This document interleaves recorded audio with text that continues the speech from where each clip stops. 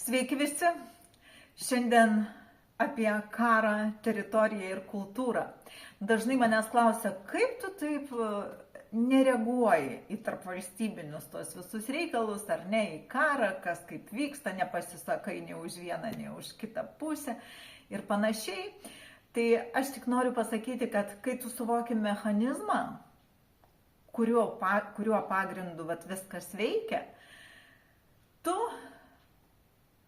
nenori būti nei vienoj, nei kitoj pusėje, todėl kad tu supranti, kad ten tu nieko negali pakeisti. Nes yra savaiminiai procesai, kurie prasideda būtent nuo mūsų.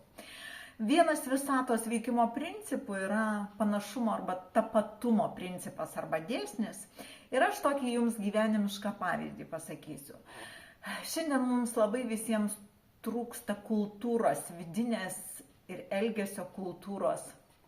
Ir dažnai būna kaimynas, naktį leidžia muziką, dažnai būna, kad tu eini į tokias vietas prie miško, kaip į, tarkime, Kauno jachtklubas ir ten yra vandens motociklų nuomos punktai, kur muzika tokių garsų, kad jie girdi visi. Ir aš dabar noriu jūsų paklausti, ar tai nėra karas ir prievarta? Ta muzika, jeigu girdėtų lengvai tie, kurie atėjo ten, būtų viskas teisinga ir pusiausvyroj, bet jeigu ją privalo girdėti visi, tai jau yra prievarta. Jeigu kaimynas leidžia muziką vidury nakties ir mano, kad jis savo name ir teritorijoje gali daryti, ką nori, nesuvokdamas, kad garsas neturi teritorijos ir ribų, tai kaip mes kitaip dar galim gyventi tarp valstybinių lygmenių? Čia remiuosi panašumo principu. Jeigu mes vienas kito teritorijų nepaisom tiesiog sociume, tai tas atsikartoja lygiai taip pat tarp valstybinių lygmenių. Jeigu norit išeisiu dar plačiau, tai atsikartoja tarp žemyninių lygmenių. Ir jeigu dar plačiau, tai atsikartoja tarp planetinių lygmenių.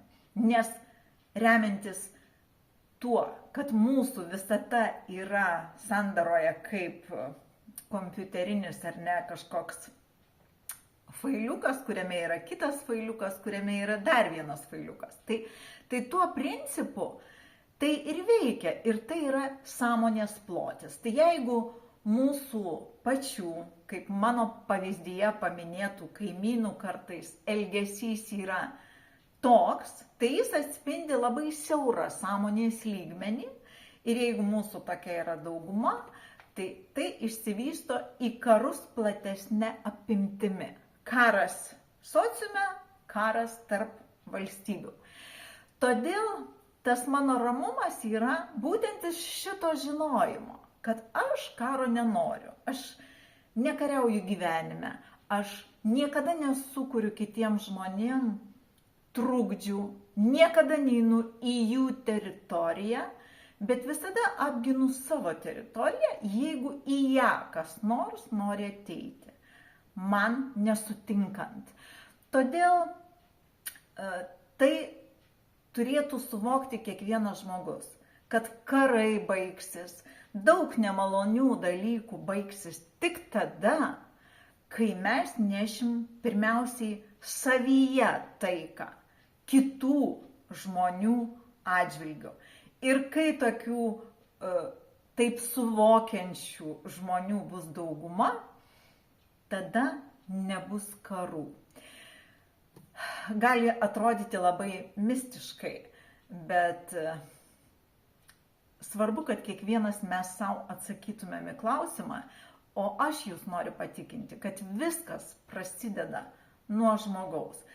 Žinoma, tą pačią minutę niekas nevirsta ir todėl aš visiškai neutrali tam, kas vyksta, todėl kad aš žinau, kad mano gyvenime aš galiu padaryti viską greitai.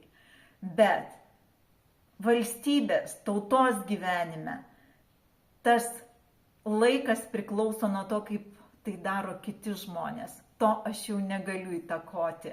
Todėl reikia išmokti palaukti rezultato. Aš manau, kad rezultatas jis visada ateis. Laukti, kad galvoti apie tai, daryti žingsnį, tobulinti save, eiti į suvokimą,